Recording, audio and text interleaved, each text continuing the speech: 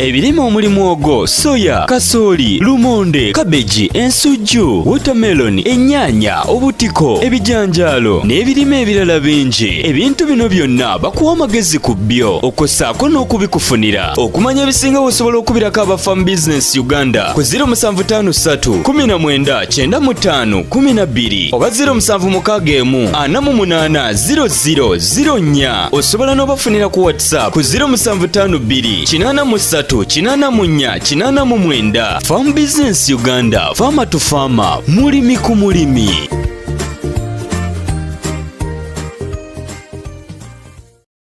Farm Business Uganda, mwebale mwenna abatugobererera abatulaba ku bugazi obwensi eno muli mutya bassebo ne bannyabo abasharinga abasubscribinga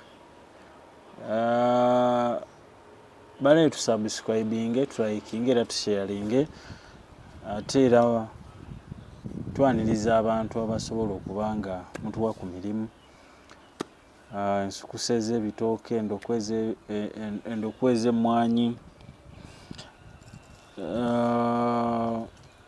enkoko types zonna weeziri ate tutunda ku bbeeyi ennungi ddala ate nga tukuwadde ekintu ekirungi. So njagala kubeera nga nkwaniriza ojje otuwe ku mirimu bwe kiba nga kisobose ate era otwesigere nga twebaza mwenna abakolaganye naffe ate era nammwe abagenda okujja obuzi nammwe abajja otwebuzaako mujje tubawa amagezi mu nsonga ez'okulima n'okulunda mu mbeera efaana bwe tulugirugule n'okutulambuulako kafisi kanene nnyo ja kubanga nkozesa katonotono mu mbeera efaanako bwetyo. Kakati olunaku olwaleero nakye njagala okwogerako kitambudde nnyo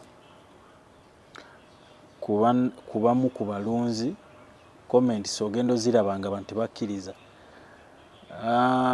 Tukulidde mu byalo sharing a message eno mu byalo eyo gye tukulidde nga tuli balunzi era ng'embuzi gye basobola okuwa ssente nene era twalundanga mbuzi za loko ng'embuzi gye bakuwa ssente nnyingi bayinza okuwa emitwalo 2 eyebeera nnumu oba 25 kati gye bakuwadde asa kitegeeza eyo nkulu ate nga yagejja nnyo naye nga loko. Buno obubuzi obukazi obuto mitwalo 5 walinga ofuna obubuzi n'ekitundu ng'ofuna obubuzi kati nga tuli ku mbeera eno eya loko. Bassebo ne bannyabo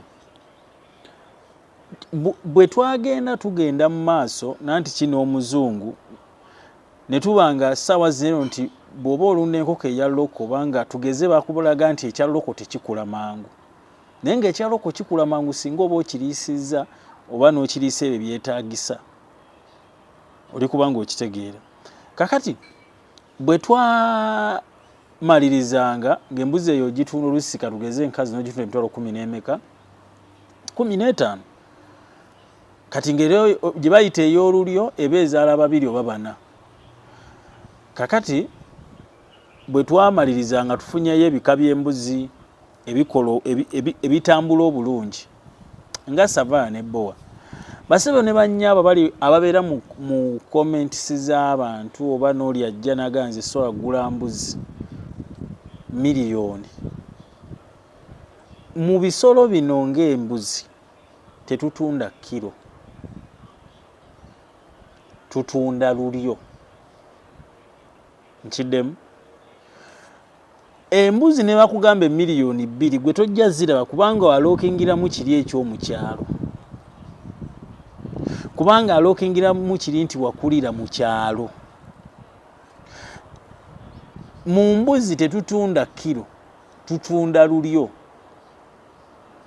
Ojja genda olyage nti eyo njitunda akakadde kamu n'ekitundu gwe kyojja osooka okubuuza erimu kilo mmeka.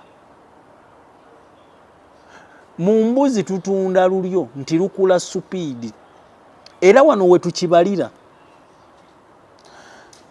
mu kuzaala ennyo ne tukibalira ne mu kukula ennyo. Ebintu bimeka tukibalira mu kuzaala ennyo ne tukibalira ne mu kukula ennyo. Kati mu mbuzi tetutunda kilo naye tutunda lulyo. Ate mu sisitimu eno ey'okulongoosaamu nti nno omuntu olunda ekintu ekikula supiri aye nekigejja, twava mu biri eri nti enkoko nga tutunda lulyo nti akakoko akamu kagenda kugula essente bwe ziti. Kakati nga ffe tumanyi nti bw'oba okaguza ezo ssente kagenda kujjayo essente zo. Oli kubanga okitegeera. Kakati mu mbuzi tetutunda kilo, tutunda olulyo. Olulyo kye kikulu. Kati gwe bw'ojja n'obuuza nti bwe bakugamba nti eno embuzi ya miliyoni 2 oba 3, gwe gula oba oyagala oba toyagala togula. Naye tokireetera mu kilo kubanga kino kye tubala nti woba oguze embuzi yeena emiliyoni 1 n'ogigula emiliyoni etya emiliyoni 1 egenda kuzaala, ebbanga lyegenda okuzaala egenda kubeekuwa abaana ng'ezaala weba nnume ng'ewakisa solo wakisa faamu yonna. Kati awe tubala nti ekuwadde abaana bameka, eno ezadde emirundi emeka. Gye wagula akakadde ojja genda okulaba ng'ekoledde millions of money. Oli kubanga okitegeera. So feno mu sisitimu eno kakadi kambabulireko ekirala kitwalire nga tuvudde ku kataka nti liri mu kibuga naye kyetere ku ttaka ery'ababulooka. Awantu w'oyinza okugula emiliyoni 15 oyinza omaze oguzeewo 2 mu mmeka mu 5 era n'endagaano esobola okuluma nti onaaguze miliyoni 25 naye ng'ekituufu adde wa 10 na mmeka nga wazise wa 15. Kakati ebiseera ebijja mu maaso olusi we tugwira we wano bwe baleeta omubalirizi olusi ajja kubalirira ettaka alibale nanti kingo bali omazewo ebbanga akubalirire emitwalo oba katugeze emiliyoni 4 naye ng'agula 25 ng'alibala nti 4 naye ng'omaze emyaka egiwera. Kiki enjagala okugamba nti eno waliguze emiliyoni 25 naye nga yadde ya 10 na mmeka lwa valiyulu bya kitundu ne woolengera nekyogenda okukolerawo 15 zino ziteekawo oba 25 sorry ng'omanyi nti nno ngenda kukolerawo oba teekawo maka mu biseera ebya maaso wajja bawe wati wajja kukula. So mu nsonga zino ez'embuzi baso tetutunda buzito newe kaba kabeza akato netugaa nti emitwalo 25 akabeza akato ak'emyezi 2 okugikuguza emiliyoni emitwalo 25 akabeza akato emitwalo 25 oba 20 newookateeka ku minzaani wali tekasobola kujjayo kilo 25 tugeze nga badde kilo ogiguze mutwalo naye akabizi kano luba lulyo. Oli kubanga okitegeera nti tukuguziza lulyo lulungi lukula supiidi lugejja era bw'onaaba okoze ogenda kujjayo mangu akasenteko. Kakati nkuwadde example era ey'akabizi akato nti tetutunda mbizi nto nti mitwalo 2 nti kasoozitowe kilo 2 naye olulyo era ojjasangayo obuloko nga bakuguza emitwalo 7. Kati oba osobola level ya loko ya mitwalo 7 genda oguleka loko naye era ojja kalunda emyaka nga tekakuwadde kyekino. So gwe oli waga nti eno embuzi oba okutta ento one day kambaye ku story musajja omu yagenda mu faamu ya mejo omu oba mwogere sali musale. Kati bwatuukayo ne bamugamba nti ente buli nte gy'okwatako kati meja ndoza ezimu jeno sorry si meja jeno ezimu andoza kati aziteeka bunadisi balina bebeba ne government ndoza kati ye n'amanya nti ente zino nziwadde government ezigaye mu nadisi kati nze mba ninawe nkifunamu kuba ye yali akulembereyo. eyogundi ndowooza Genosali Musale naye wali eri omusajja ngamba yagendayo namuga nti ente gy'okwatako miliyoni 6 nabagamba anjagala mukali akato kali ne bamugamba nti gwoba okutta ente oba nkulu miliyoni meka miliyoni 6 kakati gwe kiri gy'oli oba otwala nte oba otwala ki oba otwala nkulu so basebo ne bannyabo mu mbuzi terutunda kilo oyajja kuguza embuzi miliyoni 3 gwogambe kubanga manyira buli buloko bwaffe obw'omu byalo nti ka mitwalo 15 gwobalire mu kilo kati bamaji tunza kilo nedda tubala nti ebbanga lyogendo maana yo luno lulyo lugenda kwera sente mu kuzaala n'okugejja tuterezo otulewa oli kubanga okitegeera mu mbeera efaananako bwetyo so wano tetutunda soli kilo tutunda lulyo nti nga boolaba nti for example nti ojja genda okutuuka neeno nti enkoko eno gy'oguze olw'okubanga mbiisi ogenda kagula ezo sente ewammwe ze bakuguza ze sijja kwogera naye okagula ezo nga nanti kine woba okagize buuti tokaguza kilo nti tugeze nti kaguze 3,000 nti kavaamu ne kwota kubanga afu y'enkoko ya 4,000 ndowooza ku 5 14,500 ku 5 afu yaki y'enkoko oba afu yes kakati oyinza okukalaba nga naye olulyo lwoguze kyekikuguziza ezo sente nga tumanyi nti newonaaba okaguza ezo sente kagenda kujjayo sente zo so naye mu mbuzi wekisinza okulabikira ennyo nti abantu mukompeini mwemulugunyiza nnyo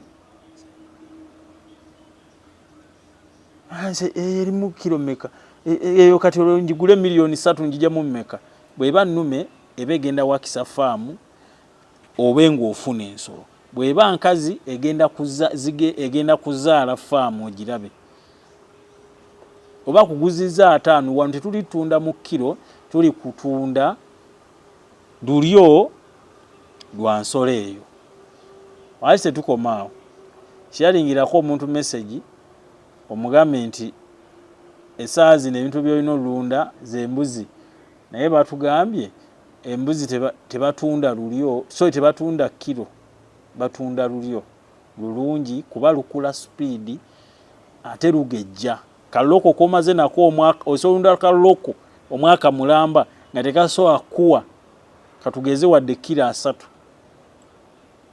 oli kitegeera naye kabadde nako omwaka mutya nga konna kagize okujja ngo kalisiza mu ndiisa ey'enjawulo ennyo so zino ensolo tetulunda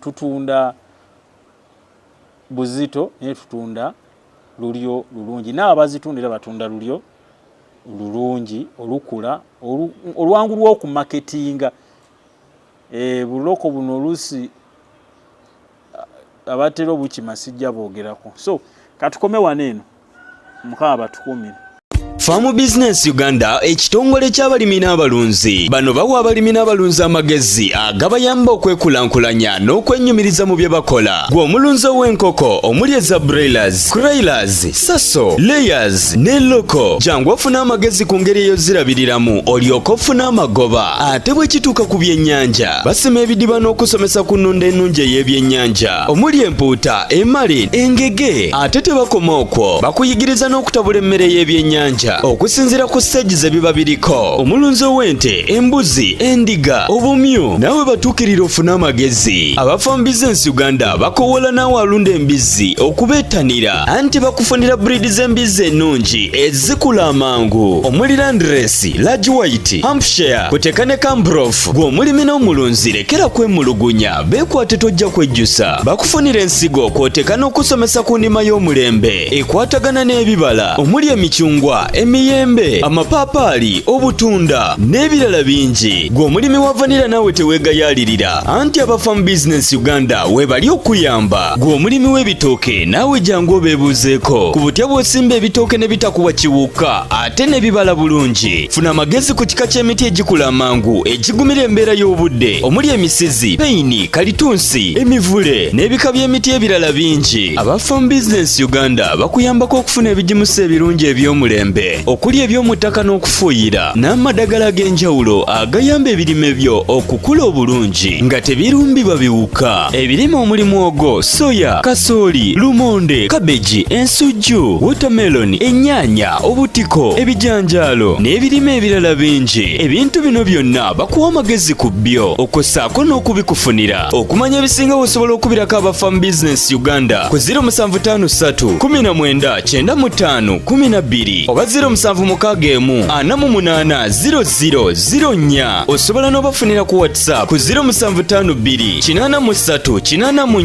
89. Farm Business Uganda, Farmer to Farmer, mulimi ku mulimi.